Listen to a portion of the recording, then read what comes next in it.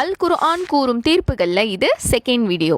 அஸ்ஸலாமு அலைக்கும் வரஹ்மத்துல்லாஹி வபரகாத்துஹு. இறை தூதர் ஸல்லல்லாஹு அலைஹி வஸல்லம் அவங்க பிறப்பிலேயே எவ்வளவு மென்மையான அழகிய குணம் படைச்சவங்க அப்படிங்கிறது முஸ்லிமான நம்ம ஒவ்வொருத்தருக்கும் தெரியும். அப்படிப்பட்ட இறை தூதர் அவங்களே ஒரு முறை கடுமையாக கோவப்படுறாங்க. இதை பார்த்து அல்லாஹ் அவங்கள கண்டிக்கிறான். இது என்ன நிகழ்வுன்றத வாங்க தெரிஞ்சுக்கலாம். நபி ஸல்லல்லாஹு அலைஹி வஸல்லம் அவங்க வாழ்ந்த காலத்துல ஜாதி வேறுபாடு அப்படிங்கிறது ரொம்ப ஆழமாக வேரூன்றி இருந்துச்சு.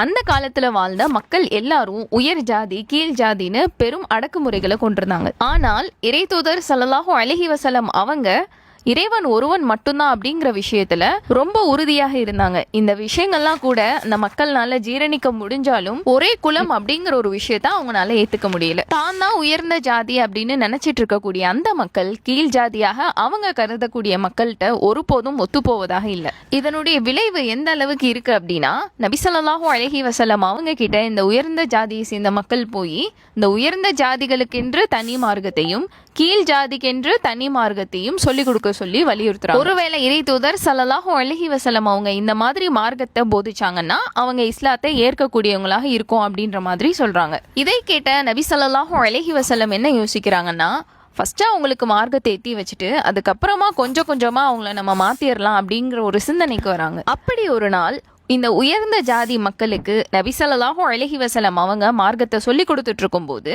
அந்த சபைக்கு கண்ணு தெரியாத ஒரு சொஹாபி வராங்க. அந்த சொஹாபியுடைய பேர் அப்துல்லாஹ் இப்னு உம்மி மக்தூம். அந்த வழியா போய்கிட்டு இருக்கும்போது நபி ஸல்லல்லாஹு அலைஹி வஸல்லம் அவங்களுடைய குரலை கேட்ட அப்துல்லாஹ் இப்னு உம்மி மக்தூம் அவங்க நபி ஸல்லல்லாஹு அலைஹி வஸல்லம் அவங்கள்ட்ட பேசுறதுக்காக ஆசையா வராங்க. இந்த சொஹாபிக்கு கண்ணு தெரியாத அப்படிங்கிறதுனால நபி அவங்க யார் கூட பேசுறாங்க, அந்த சபையில என்ன நடக்குது அப்படிங்கிறது தெரியல. இந்த சந்தர்ப்பத்துல நபி ஸல்லல்லாஹு அலைஹி வஸல்லம் அவங்க முகம் சுளிச்சு, இந்த மனிதர் ஏன் இந்த டைம்ல வந்து என்கிட்ட பேசிட்டு இருக்காரு, இவர் எப்போதுனாலும் என்கிட்ட பேசலாமேன்ற மாதிரி அந்த சொஹாபியினுடைய பேச்சை புறக்கணிக்கிறாங்க. நபி ஸல்லல்லாஹு அலைஹி வஸல்லம் அந்த மனிதரை புறக்கணிச்சது அந்த மனிதருக்கு தெரியாது. ஆனா அல்லாஹ் இதை கண்டிச்சு தன்னுடைய திருமறையில ஒரு வசனத்தை இறக்குறான். நீங்க இப்போ அறிவுரை சொல்லிட்டு இருக்கக்கூடிய இந்த உயர் ஜாதிக்காரர்கள் மார்க்கத்தை புறக்கணிச்சுட்டு போனா உங்க மீது எந்த ஒரு தப்பும் இல்லை.